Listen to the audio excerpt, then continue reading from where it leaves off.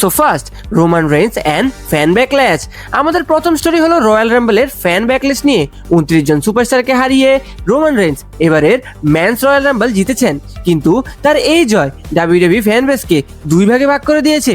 রিয়াদের এই ইভেন্টের পরপরই ডাব্লিউডাব্লিউই তাদের অফিসিয়াল ইউটিউব চ্যানেলে একটি ভিডিও আপলোড করে, যেখানে রেইন্সকে স্টেডিয়ামের ভেতর জয় উদযাপন করতে দেখা যায়। এই ক্লিপটি 3 লাখেরও বেশি ভিউ পেল।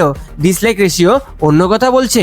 বর্তমানে ভিডিওটিতে 15,000 লাইক, এর বিপরীতে 13,000 ডিসলাইকস রয়েছে, যা বুঝিয়ে দিচ্ছে যে অনেক দর্শকই ট্রাইবাল চিফের এই জয় মেনে নিতে পারেনি। এর বড় কারণ হলো রেইন্সের রেসলম্যানিয়া হিস্টোরি। 2025 সালের এপ্রিল পর্যন্ত তিনি 10 বার এই ইভেন্টের মেইন ইভেন্ট করেছেন।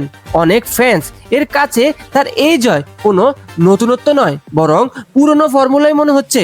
এটা হয়তো ডাব্লিউডাব্লিউইর জন্য সবচেয়ে সেফেস্ট ব্যাট ছিল, কারণ তারা জানতো সৌদি আরবের দর্শকদের কাছ থেকে ভালো সাড়া পাওয়া যাবে। কিন্তু বড় সমস্যা হলো রেইন্সের লিমিটেড স্কেডিউল। ভক্তরা হতাশ যে ব্রন ব্রেকার, জেকব ফাটু বা গুন্থারের মতো উঠতি তারকাদের জয় দেওয়া হলো না। বিশেষ করে জেকব ফাটু এবং ব্রন ব্রেকারের মতো ট্যালেন্টদের যেভাবে ব্যবহার করা হয়েছে, তাতে ফ্যান্সরা একদমই খুশি নন। And second, romance comments. এই বিতর্ক আরো উস্কে দিয়েছে রোমান রেইন্সের নিজের মন্তব্য।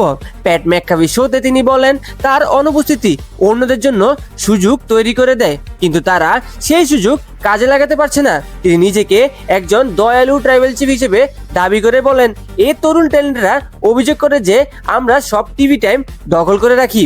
আমি যখন জায়গা ছেড়ে দেই তখন তারা নিজেদের সুপারস্টার হিসেবে প্রমাণ করতে পারে না। 2 বছর হয়ে গেল, আমরা এখনো এগোতে পারছি না। তার এই মন্তব্য বিতর্ক আরো বাড়িয়ে দিয়েছে।